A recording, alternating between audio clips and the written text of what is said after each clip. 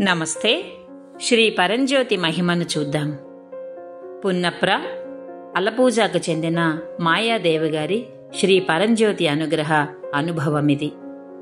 నేను అందుకున్న భగవద్ ఆశీర్వాద అనుభవాలను తెలియజేయడానికి, పంచుకోవడానికి ఎంతో ఆనందంగానూ కృతజ్ఞతాపూర్వకంగానూ అనుభూతి చెందుతున్నాను.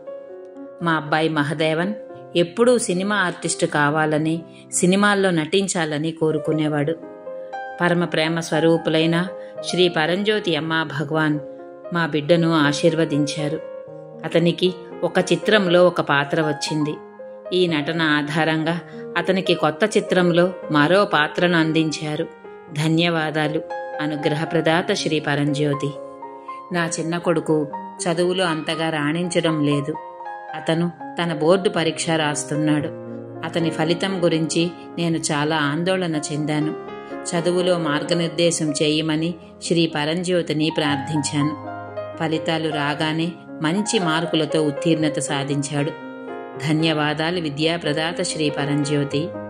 అన్ని అధునాతన ఆధునిక ఉపకరణాలతో కూడిన కొత్త ఇల్లు కావాలని నేను ఎప్పటి నుంచో కోరుకుంటున్నాను.